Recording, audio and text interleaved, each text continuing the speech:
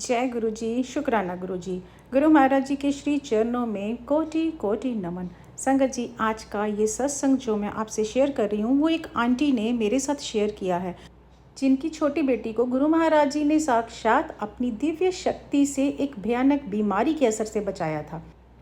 Aunty ने बताया है कि यह बात उस समय की है जब मेरी बेटी बहुत छोटी थी। अचानक उसकी तबीयत बहुत ज़्यादा ख़राब रहने लगी। वह रोज़ कमज़ोर पे कमज़ोर होती जा रही थी। उसका शरीर भी पीला पड़ रहा था।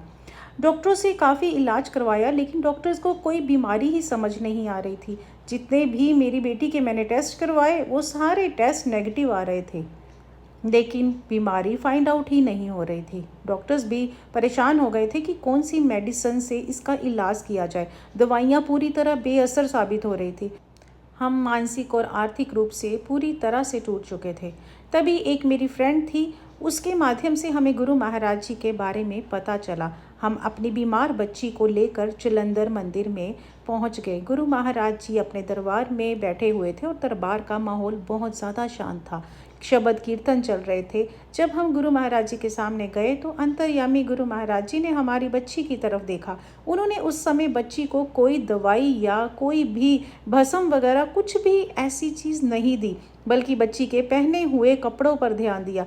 मेरी बेटी ने उस दिन एक बहुत ही सुंदर छोटे फूलों वाली फ्रॉक पहनी हुई थी। गुरु महाराज जी ने बच्ची को अपने पास बुलाया और प्यार से उसके सिर पर हाथ रखा। फिर उन्होंने कहा, ये फ्रॉक बहुत सोनी है, मैनू दे दे। मैं बहुत हैरान हो गई कि गुरु महाराज जी एक छोटी सी बच्ची की फ्रॉक क्यों मांग रहे हैं। लेकिन सेवादारों ने मुझसे कहा कि गुरु जी जो कह रहे हैं उसमें कोई बहुत बड़ी कृपा छुपी होगी, उसमें गुरु महाराज जी की ब्लेसिंग्स होगी जो आपकी बेटी के लिए है। मैंने तुरंत बच्ची को साइड में ले जाकर उसकी वह फ्रॉक उतारी और उसे दूसरे कपड़े पहना दिए। वह फ्रॉक लेकर मैंने गुरु महाराज जी के चरणों में रख दी। गुरु जी ने वह फ्रॉक अपने हाथ में ली, उसे कुछ सेकंड के लिए देखा और मुस्कुराने लगे।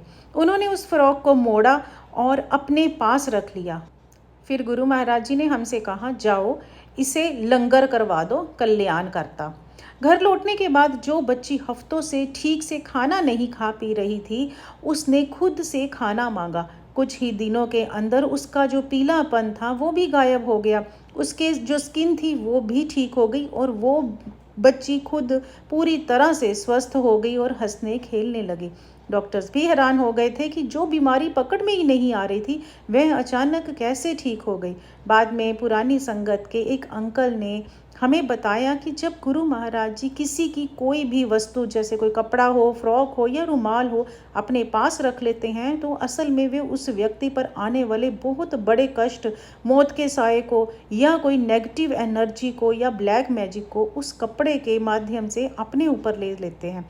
गुरु जी महाराज ने मेरी बच्ची की उस फ्रॉक के बहाने उसकी बीमारी और उसकी अकाल मृत्यु के योग को हमेशा के लिए काट दिया और उसे नया जीवन बख्श दिया। धन्य हो हमारे गुरु महाराज जी। संगत जी, जब गुरु जी हमसे हमारी कोई प्रिय वस्तु या कोई भी चीज़ मांगते हैं तो बिना तर्क वितर्क किए हुए उसे सौंप देना चाहिए। हम लोग बहुत जल्दी घबरा जाते हैं। अगर हमारा कोई नुकसान हो जाता है तो हम ये सोचते हैं कि गुरु महाराज जी हमारा ये नुकसान क्यों हुआ, लेकिन गुरु महाराज जी जानते हैं कि हमसे कोई चीज़ जब वो वापस लेते हैं तो उसमें हमारी भलाई छिपी होती है। संगत जी, गुरु महाराज जी के इलाज करने के तरीके डॉक्टरों से बिल्कुल अलग और दिव्य होते थे। वे शब्दों से या साधारण वस्तुओं के जरिए बड़े बड़े कष्ट काट देते थे और अपनी संगत को कष्ट मुक्त कर देते थे। संगत जी, गुरु महाराज जी कहते थे मंत्र जाप अपने घर में ज़रूर करना चाहिए, वो आपके घर की सारी नेगेटिविटी, ब्लैक मैजिक को दूर कर देती है। तो आइए मिलकर गुरु महाराज जी का मंत्र जाप करते हैं। ओम नमः शिवाय, शिवजी सदा सहाय। ओम नमः शिवाय, गुरुजी सदा सहाय। जय गुरु जी, शुक्राना गुरु। संगत जी, अगर आपको ये सत्संग अच्छा लगा हो तो प्लीज़ इसे आगे शेयर ज़रूर कीजिए, क्योंकि गुरु महाराज जी कहते थे कि सत्संग सुनना भी आपके लिए कल्याणकारी है और सुनाना भी कल्याणकारी है। क्या पता संगत जी किस सत्संग से किसका कितना भला हो जाए। तो संगत जी, आपको अगर सत्संग अच्छा लगा हो तो प्लीज़ कमेंट बॉक्स में जय गुरु जी लिखिए और मेरे चैनल को सब्सक्राइब कीजिए। जय गुरु जी, शुक्राना गुरु जी।